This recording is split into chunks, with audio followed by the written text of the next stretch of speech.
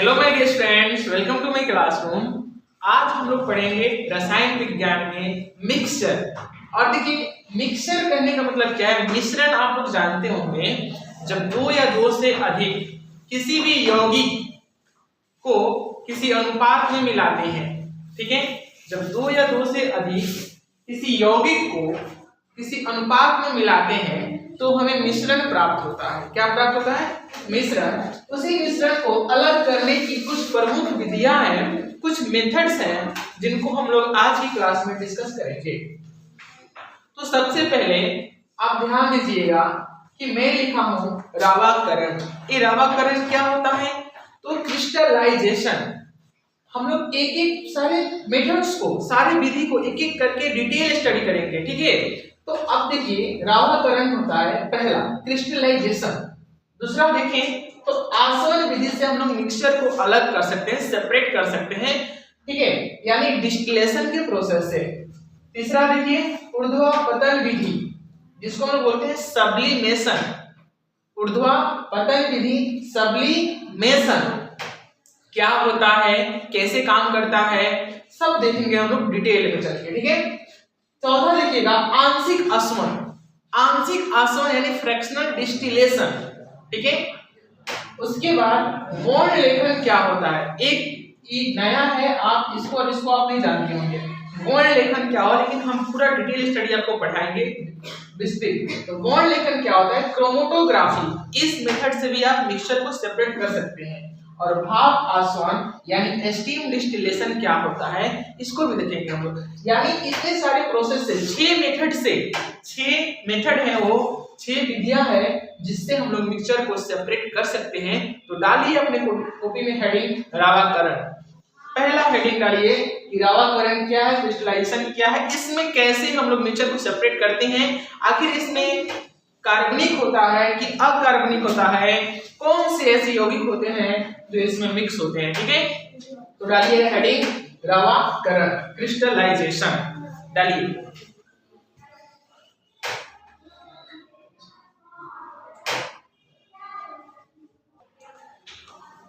तो देखो यहाँ रावाकरण क्या होता है। पहला हेडिंग हम लोग डाले थे रावाकरण। तो रावाकरण क्रिस्टलाइजेशन, क्रिस्टलाइजेशन क्या कहता है कि इस विधि के द्वारा अकार्बनिक, इस विधि के द्वारा क्या, अकार्बनिक ठोस मिश्रण, नॉट सॉलिड नॉट गैस, कैसा मिश्रण, ठोस मिश्रण को अलग किया जाता है। My dear students, listen my words. इस मेथड के द्वारा, क्रिस्टलाइजेशन मेथड के द्वारा जो ठोस होते हैं ना, ठोस अकार्बनिक इनऑर्गेनिक जो सॉलिड का जो मिश्रण होता है ना, इनऑर्गेनिक जो सॉलिड का जो मिश्रण होता है उसको अलग किया जाता है। ठीक है, नॉट कि ऑर्गेनिक। कार्बनिक और अकार्बनिक में बहुत ज्यादा डिफरेंस है। ऑर्गेनिक दैट मींस कार्बनिक एंड इनऑर्गेनिक दैट मींस अकार्बनिक। तो क्रिस्टलाइजेशन मेथड के द्वारा अकार्बनिक ठोस मिश्रण को अलग किया जाता है। क्लियर है?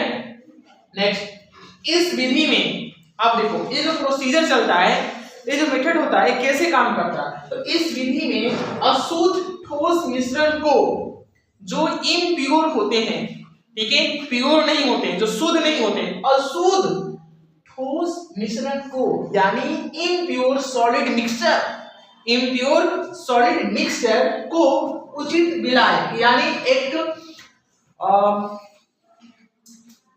जो सॉल्वेंट होता है उसके साथ मिलाकर गर्म किया जाता है। ठीक है, तो अशुद्ध ठोस मिश्रण को सॉल्वेंट के साथ मिलाकर उसे हम लोग जब गर्म करते हैं, तो गर्म करने के बाद गर्म किया जाता है तथा गर्म अवस्था में ही कीप द्वारा उसको छान लिया जाता है। जब उसे हम हीट करेंगे ना, यानी जब उसके साथ हम विलायक मिलाएंगे, और विलायक मिलाना सॉल्वेंट, यानी सॉल्वेंट को जब मिक्स करेंगे उसके साथ, सॉल्वेंट को मिक्स करके जब हम लोग गर्म करते हैं, तो गर्म करने के ही दौरान उसे हम कीप द्वारा छान लेंगे।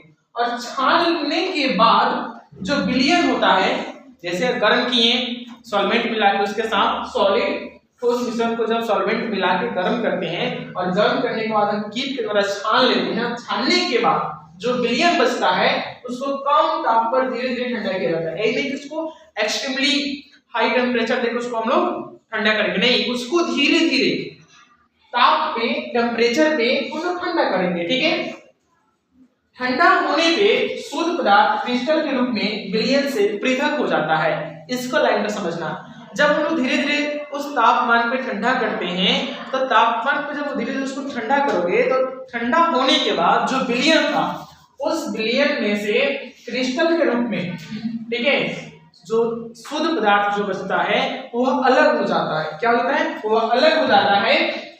और जैसे कि अगर मैं बात करूं शर्करा और नमक, ठीक है, शर्करा और नमक का अगर मैं तुमसे कहूं कि इसका एक मिक्सचर है, शर्करा और नमक का एक मिक्सचर है और इसमें से मुझे अलग करके दिखाओ, तो शर्करा और नमक के मिश्रण को इथाइल अल्कोहल में अब मिलाएंगे किसमें, क्योंकि एक उचित सॉल्वेंट भी होना चाहिए। शर्करा और नमक का तो मिश्रण है मेरे पास, लेकिन उसको उचित सॉल्वेंट यानी उचित विलायक के साथ हम मिला के गर्म करेंगे और गर्म करने के बाद उसको छानेंगे। छानने के बाद उसको धीरे धीरे एक तापमान पे उसको ठंडा करेंगे और ठंडा जब करेंगे तो जो शुद्ध पदार्थ होगा वो क्रिस्टल के रूप में विलयन से अलग हो जाता है।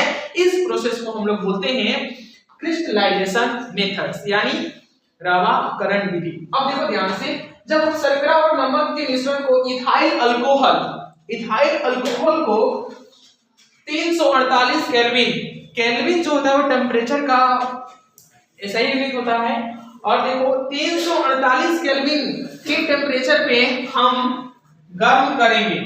अगर मुझे अलग करना है शर्करा और नमक को तो हम इथाइल अल्कोहल मिलाएंगे और मिलाने के बाद हम उसको 348 केल्विन पर गर्म करेंगे और गर्म करने के बाद इस विधि से, इस प्रोसेस से हम शर्करे और नमक को अलग कर देंगे। ठीक है, तो इस विधि कौन सा विधि? रावाकरण यानी क्रिस्टलाइजेशन मेथड। क्लियर है?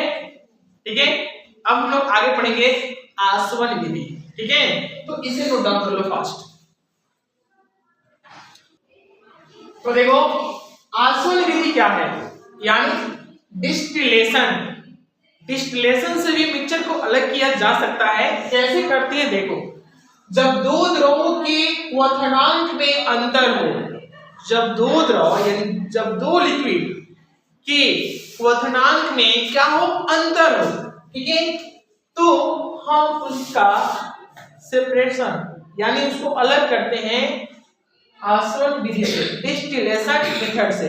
जब दो द्रवों के क्वथनांक में क्या हो, अंतर हो, ठीक है, उसके मिश्रण को आसवन विधि से पृथक किया जाता है। यानी जब भी किसी दो द्रवों के क्वथनांक में अगर अंतर होता है, ठीक है, तो उसका जो भी होगा पृथक करने का मेथड वह डिस्टिलेशन मेथड होगा। ठीक है, यानी आसवन विधि होगा। यह द्रवों के मिश्रण को अलग करने की विधि है। यदि द्रव में, जैसे मान लो कि अगर मैं अल्कोहल और वाटर और उसमें कुछ और मिक्स कर दूं, तो अगर कोई भी लिक्विड है, कोई भी द्रव है, उसके मिश्रण को सेपरेट करने का प्रोसेस होता है डिस्टिलेशन। क्या होता है? डिस्टिलेशन।